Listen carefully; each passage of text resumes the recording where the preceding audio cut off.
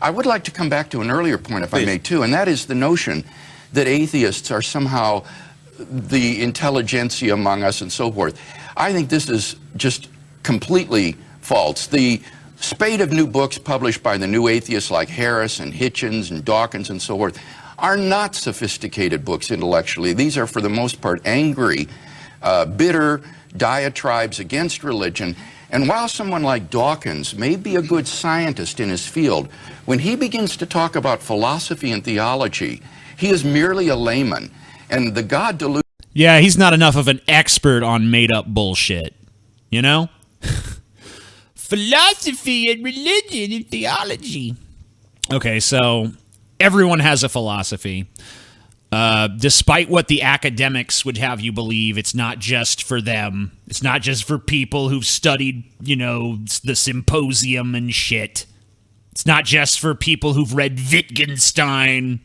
It's for everybody. Everybody's got some kind of philosophy. Some people have very simple, primitive philosophies. Other people have needlessly complex philosophies. And all manner of philosophies in between. So anyone is qualified to talk about philosophy. You can agree with it or disagree with it, but its level of sophistication doesn't really have anything to do with anything. A simple philosophy can be more correct than a sophisticated one. Just because you have a sophisticated philosophy doesn't mean that it's right. I could come up with a sophisticated philosophy that centers around cheese if I wanted to. Anyone who had, you know, an even slightly above average IQ and too much free time on their hands could do that if they were so inclined. So a philosophy being complicated or sophisticated, that doesn't mean shit. And theology, I mean, being an expert in theology is like being an expert in Star Trek. Yeah, you might impress the other Trekkies, but not a whole lot of real-world application for that skill, other than just being, you know, it's a good way to socialize with other fans, maybe. But doesn't really have a lot of practical application. And the same is true of your fucking backwards, wonky-ass religion. Just because you dress it in a veneer of, you know, $10 words and shit, and you think that you've crafted this ultra-sophisticated, complex, important... Oh, it gets into epistemology, and it gets into existentialism, and it addresses... You know, it doesn't matter. It doesn't matter. It's still foundationally flawed, because the premise is there's a magic man in the sky, and he made us all. And that's bullshit. And no amount of you bloviating is going to make that not bullshit. Sorry. Sorry, William Lane Craig, celebrated Christian intellectual. Illusion is a very unsophisticated book intellectually. As a philosopher, I was just appalled at the arguments he gives in that As a philosopher, it is I'm a philosopher. An embarrassment, really, I think. Well, I can agree, and I suspect Michael... Don't quit your day job. Would too. If you look at the reviews, which I guess is a philosopher, is respected in so his do field. quit your day job. But this book, if you look at the reviews, they're quite damning. I used to work with Chris Hitchens. He's a bright guy. He's a fun guy. This is not a profound book. It's a fun book in many ways. So I think most people would agree that the three you mentioned in particular, Dawkins, Harris, and Hitchens, what they've written is not first-class scholarship. However, it's not profound because it doesn't need to be. You don't need a profound argument to dismiss something that's on its face stupid. Like, why is there this weird standard of, if you're going to go after religion, you better make sure that you have the most philosophically sophisticated book ever written? It doesn't take a sophisticate to see that God is bullshit. Someone with an IQ of 80 could probably work that out for themselves if they weren't brainwashed as a fucking child into believing it. Who cares? Who cares if they're sophisticated books? You know what they are in lieu of sophisticated? Accurate! They're fucking accurate! Dipshit. You monumental panel of dipshits. intellectuals who do not believe at all in God. Certainly there are, Michael, but there has also been, especially over the last 50 years, since the late 1960s, a literal revolution in my discipline, philosophy, in the Anglo-American world, which has brought about a renaissance of Christian philosophy, such that some of our finest... Yeah, that you guys remember this? Remember the Renaissance, dude? That Renaissance of Christian philosophy, dude. It's been a fucking renaissance of Christian philosophy, dude. Renaissance. I mean, why does Christianity even need a fucking philosophy? Isn't the Bible supposed to be the word of God? Shouldn't that be all you need? Shouldn't that be the first, last, and only word on whatever bullshit you're spewing? If a book is literally inspired by God, you probably ain't going to top that.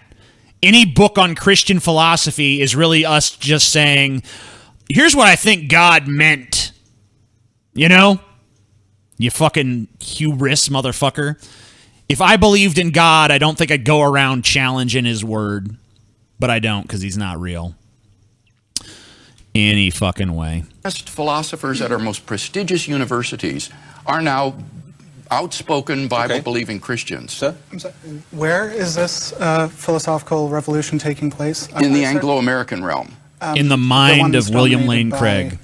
I may be misremembering. Assumed atheists, hold on, like I'll pause people this. like I may be misremembering, but I heard you say how trying to find balance in life or something was stupid was during a recent stream with Paul to hopefully remind you.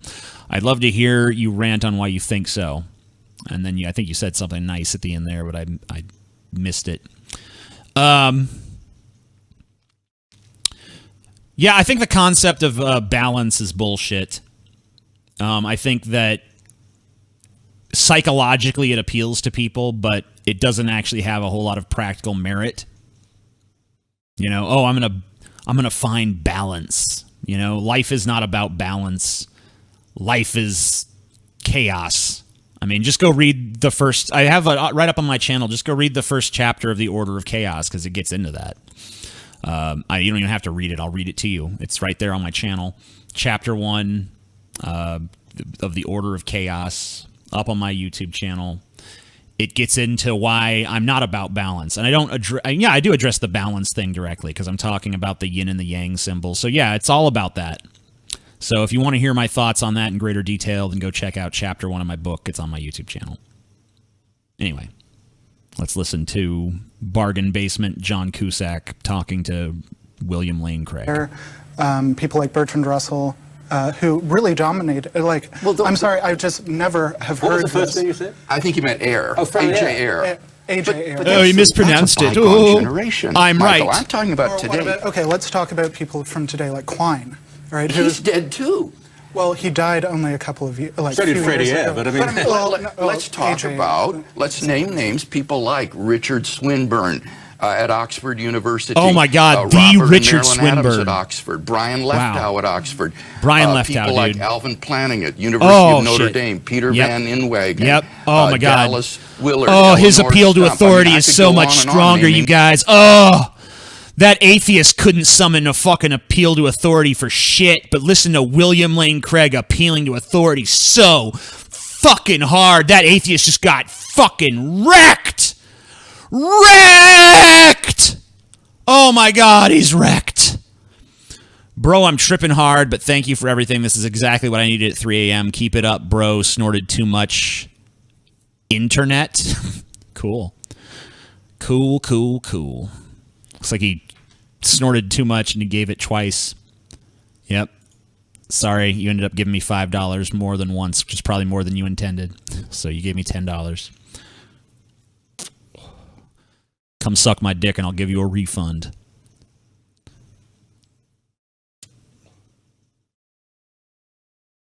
Obsessed with balance. Yeah, that was such a good appeal to authority. He's so right. Names at top universities in Right. America and England who are outspoken Christians, such that the face of my discipline, compared to the 1930s and 40s, when Russell and Ayer were dominant, has been utterly transformed. Yeah, take that, you atheist piece of shit. You don't know. You don't know shit, bitch.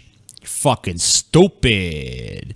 You fucking stupid, y'all. Fucking stupid ass motherfucker. You fucking stupid. Why is the guy interviewed... Wait, why is that guy interviewed is trying to pretend he is smarter than what he sounds? Ah, right, he is a philosopher. I mean, like I said, everyone can be a philosopher. Everyone has a philosophy.